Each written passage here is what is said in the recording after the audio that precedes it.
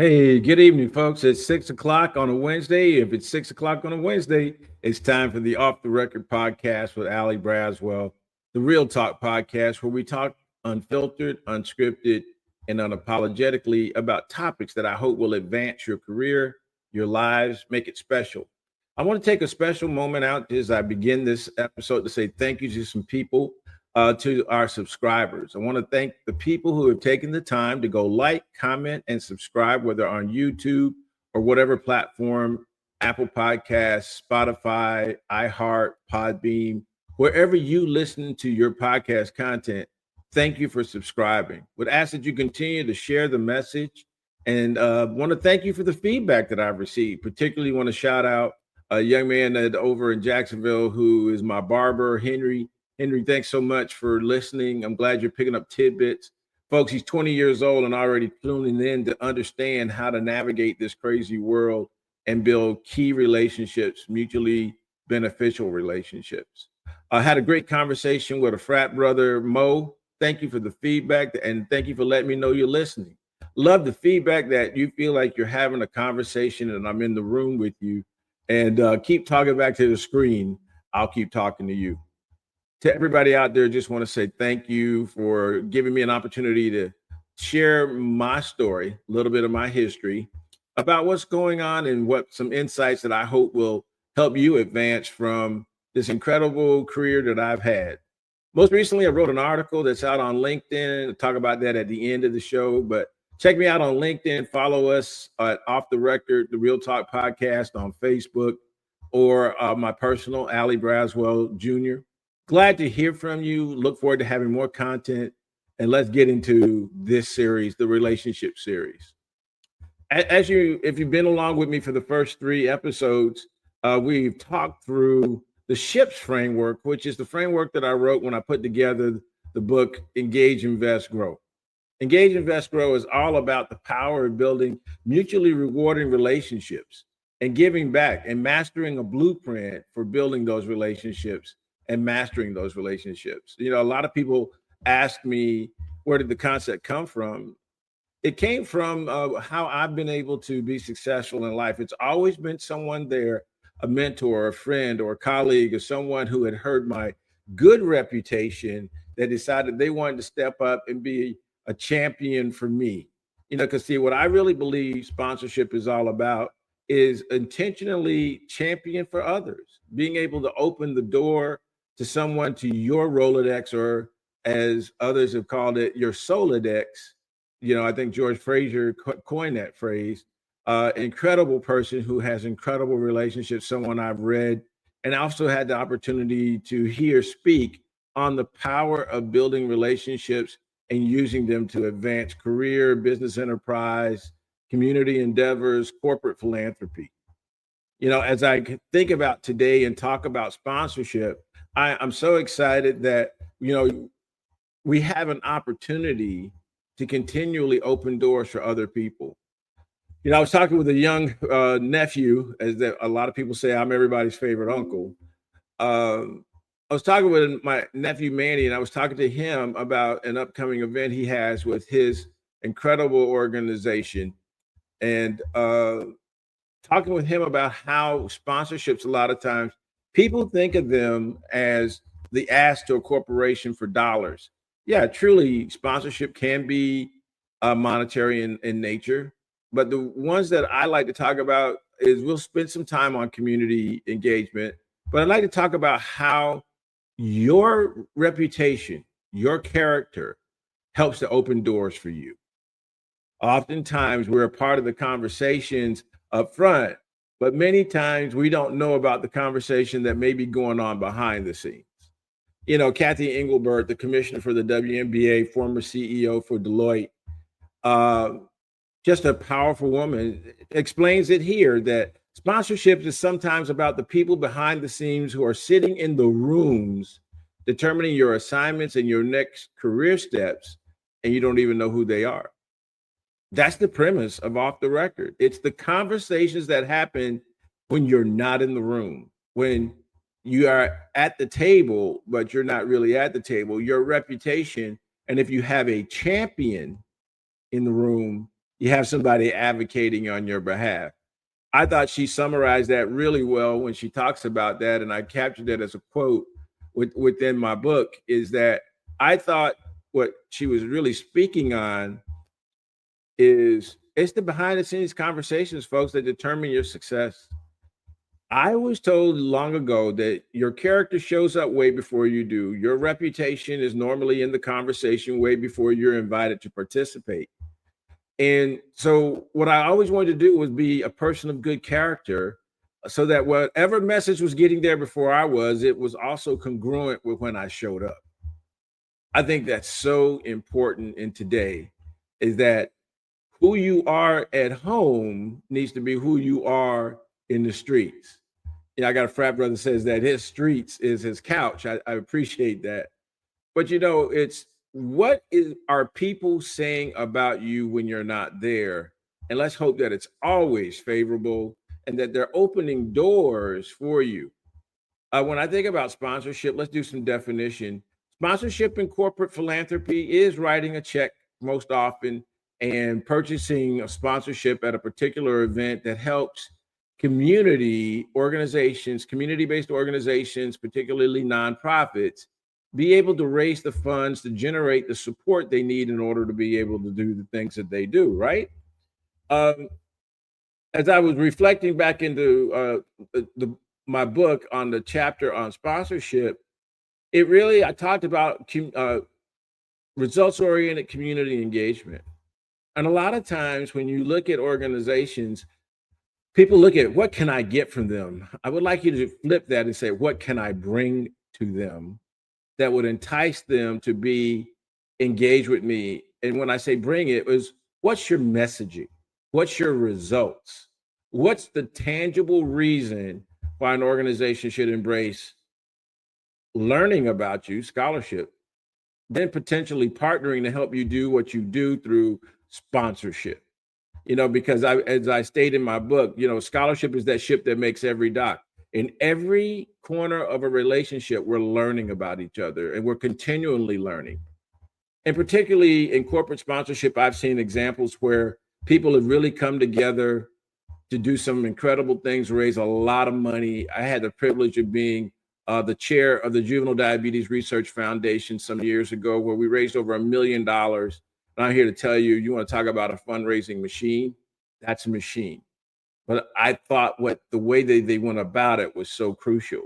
They built friendships and partnerships with key influencers through their executive director that then would have them bring their brand, their character, their reputation, and lend it for a moment to the organization to be able to raise incredible amounts of funds.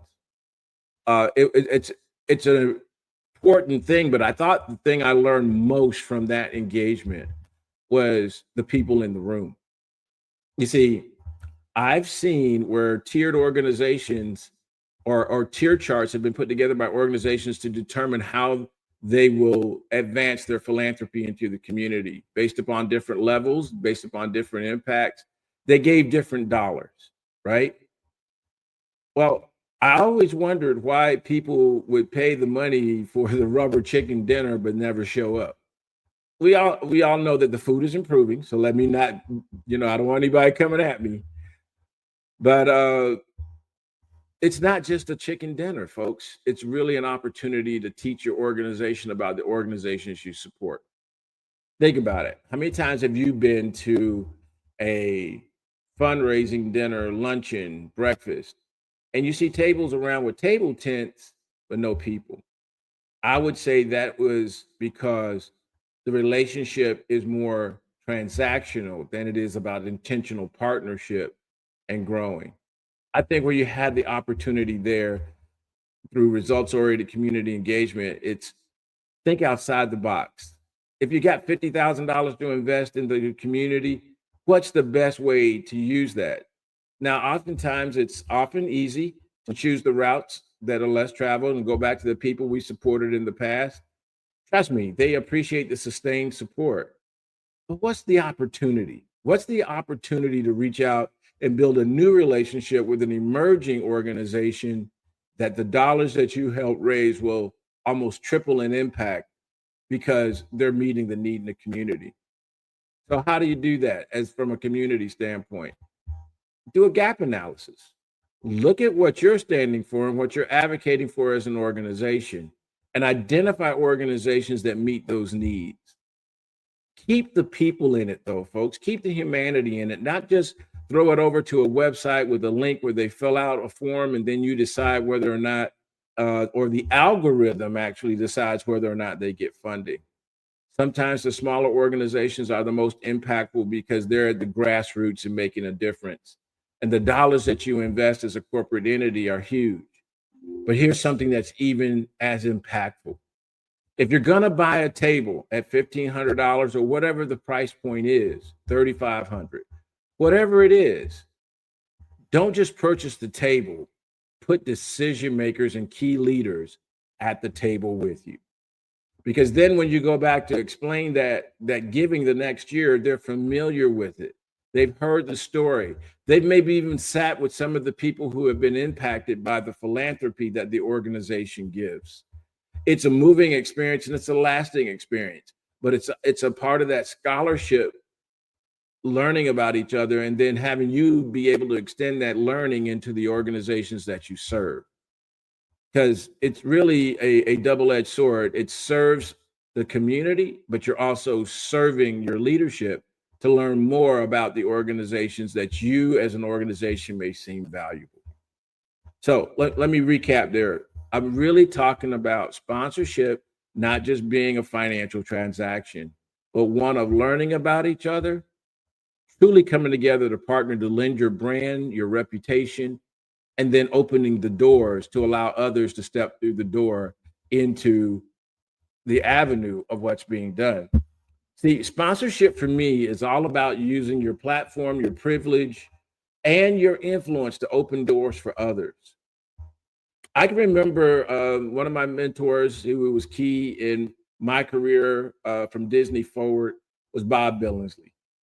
I can remember traveling all over the country, and no matter where I went, the minute I dropped the Disney name and said, I work for Disney, the next thing I was asked, folks, was, do you know Bob Billingsley? Now, Robert Bob Billingsley was a phenomenal individual that worked at Walt Disney Parks and Resorts, part of the Walt Disney Company, wrote the first ever diversity, equity, and inclusion statement for the organization many a year ago, retired after over 40 years of serving with Disney. But let me tell you what, his character, his reputation traveled all around the world, even when Bob wasn't there. His reputation, and if you said that you knew Bob, they were at least going to hear me out, right? Now, I knew they were going to get on the phone the minute I left the room and talk to Bob or send him a text or an email. Do you really know this guy? Now, here's where the sponsorship comes in. How credible was it, the conversation I had just had, Bob not in the room, when he co-signed and says, yeah, I know Ali Braswell, he's a good guy. You can trust his word. Folks, that's all we got is our word. The biggest thing that we carry, the biggest value and most valuable thing is our reputation, our word, the character that's conveyed or in the room when we're not there. I can tell you, Bob supported me while I was within the Disney organization. And when I left, I remember having a conversation with him where he said, Ali, you're not going to get to take the Disney American Express card with you when you go to the Urban League, but I'll be there to support you. Not only was Bob supportive, not monetarily, but Bob became one of the most influential people when I needed advice on how to navigate the world of nonprofit leadership, particularly in Orlando and across the country. It was such a privilege to be able to sit down with him and learn at the hand of a master about how to build mutually beneficial relationships. Would not have had that opportunity if I didn't already have others as champions in my corner saying, yes, you should sit down and talk to him, or to have a reputation enough to where Bob would seek me out inside of Disney to build a relationship. That mentoring relationship went on all the way up into his untimely death just a few years ago. We miss him greatly, but I continue to carry forward and make sure that my character and reputation is still of a standard that allows people to be able to positively impact and open doors for me to help me gain and use their platforms and their privilege. I think Kathy Engelbert really shows in her statement that there are rooms that you're not going to sit in, but let's make sure that the messaging in there is positive. Because really, I truly see that sponsors use their influence and their networks to advocate for others. You see it all the time in terms of corporation leadership, but you also see it in personal relationships. There are some people that run around that are very special to me out of Evans High School. They're called the Chickadees. So, ladies and gentlemen, if you're listening, these were the mentees that I had the pleasure of working with many years ago over at Maynard Evans High School in Orlando, Florida. They're now pursuing doctorate degrees, serving in the military. They are pursuing masters in different disciplines at UCF after graduating from Morehouse University. Just so proud of these young people. And what really makes me proud is when I look at or get feedback, or I'm now in the room behind the scenes that they don't know about, having the off the record conversations, and their characters are coming into that conversation pristine. The way they conduct business is coming in there saying that this is somebody we want to validate because they seem okay, but they dropped your name. And I'm able to pay it forward like Bob Billingsley did to say, yeah, that person's good. You should trust and work with that person. I validate that. I co-sign.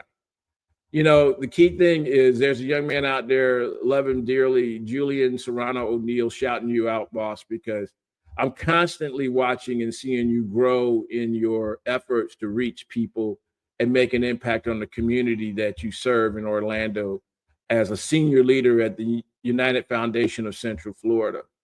Just again, watching you work proves that when I'm asked to sponsor you in rooms that you don't even know about, you're bringing the character and the content that I don't have a problem stepping up to. What I really want to talk about and summarize here is the golden nugget, is talking to why must sponsorship be intentional and not performative? The key thing is it's not performative, because what we're talking about is I am intentionally looking for opportunities to promote others and talk about them and share their stories. And I have an intent with that. My intent is, how can I help them move to the next level? How can I help somebody by paying it forward? And when I say pay it forward, that's really what I'm talking about. It's the relationship and the sponsorship. When you look at it, oftentimes it's somebody saying something, doing something, and in cases, writing a check to help somebody attain a goal. You got to be of good character, though, or it won't work. Because I don't know of many people that will write you a check of a substantial amount or lend their relationship currency to you if you're not worthy of the recognition or the gift. I have a good friend who has been a staunch supporter of my leadership training efforts, of my candidacy when I ran for office, and just been supportive like crazy of other things that we've been able to do in the community together. But, my question is why. When I asked them, why are you intentionally helping me? She says, because you're a good person. She says, because I feel like I'm supposed to help you. Folks, not trying to toot my own horn, but isn't that a great thing to say, have people looking out for ways to help you advance life, career, corporate pursuits? So honestly, it has to be intentional, because if it's just performative, I'm just going through the actions.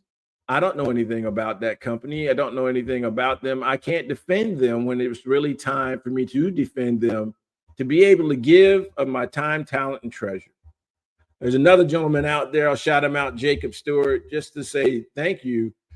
Jacob taught me so much about nonprofit, just sitting in the wings and watching as a member of Leadership Orlando, but watching him navigate and navigate running the Orlando Chamber and launching the Central Florida Partnership, in which he changed the way that they embraced how they would fund by creating a model of multiple year funding and then being able to have the good character and reputation to build the relationships around it and support it. Jacob, you're a master. Give you all the credit in the world for what you've done.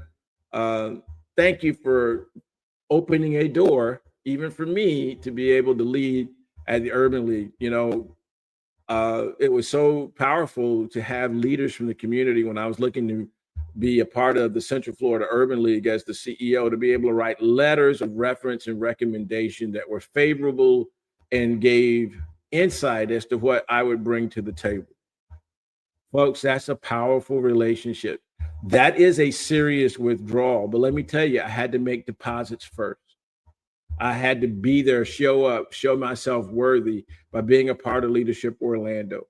I even went on to chair the Leadership Orlando Alumni Association when it existed, and gave back with other partners to make sure that we created a platform for future leaders to be birthed into the Orlando or Central Florida region. And it continues today. Shout out to all the LO or Leadership Orlando alumni and your current people going through the course. Pay attention, be attentive. You're meeting powerful leaders and you're building your own mutually beneficial relationships. The other part of that, though, is what if you're on the side of being the mentor? How do you identify someone who is worth sponsoring?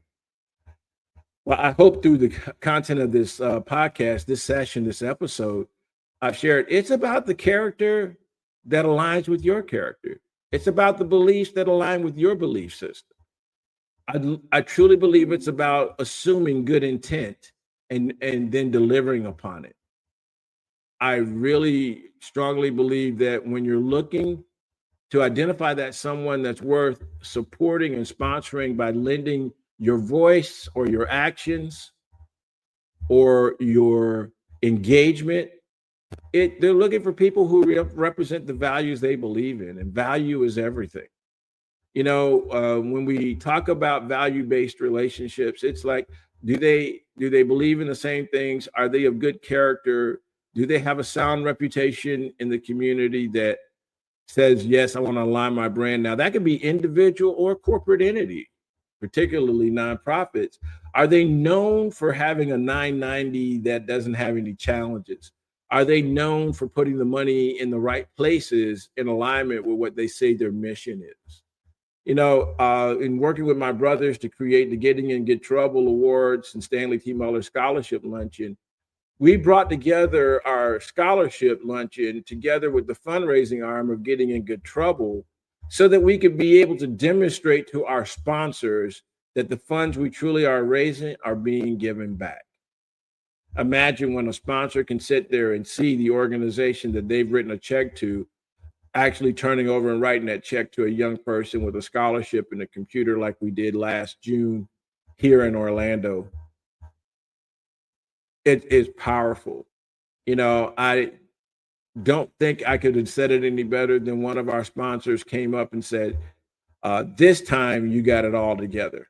This was phenomenal. We were able to showcase 10 deserving students that received scholarships in the amount of $2,000 and a laptop to be able to start their way in school and start off on a positive note. But guess what? The key thing is we planted a seed that we plan to water throughout the years and grow into being a tremendous part of the community that we serve.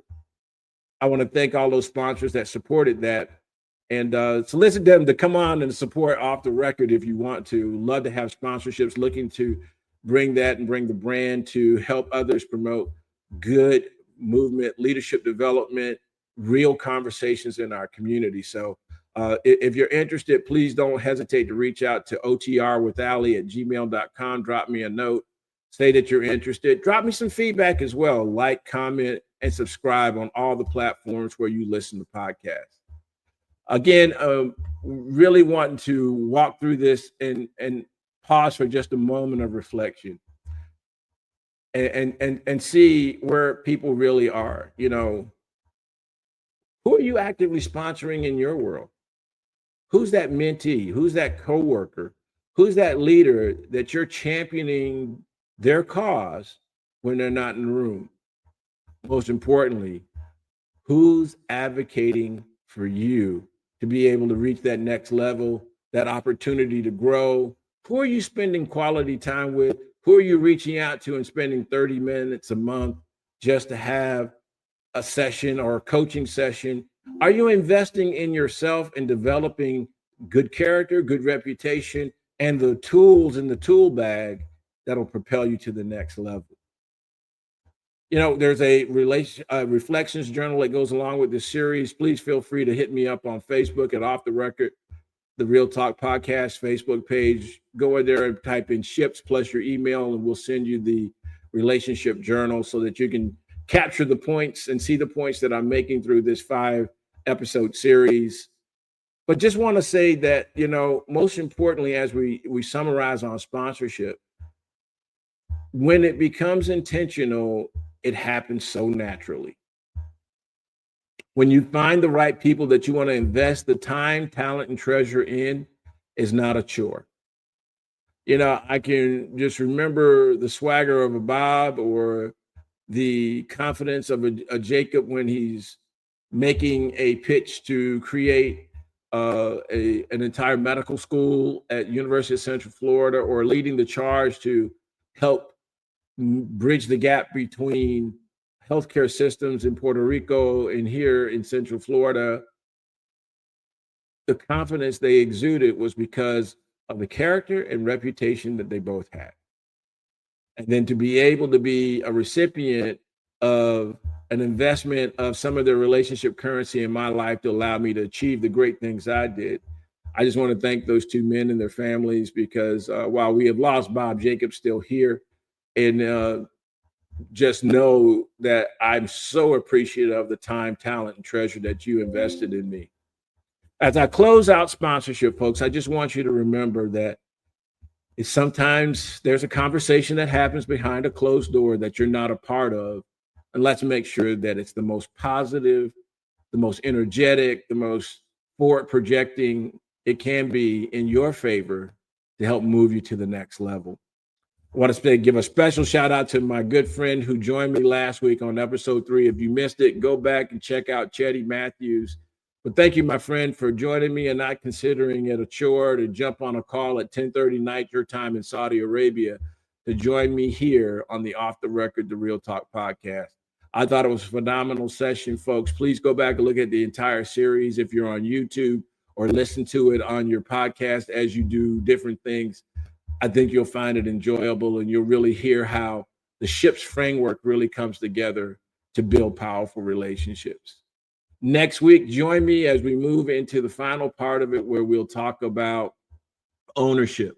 How do you manage, nurture, take care of, and grow these incredible relationships that will be not only something that you'll be able to favorably talk about in your lifetime, but you'll also have the opportunity to grow for a lifetime. Folks, if it's 6 o'clock on a Wednesday, it's always time for Off the Record, the Real Talk podcast with Ali Braswell. Thanks for joining me again. Take care, and we'll see you next week.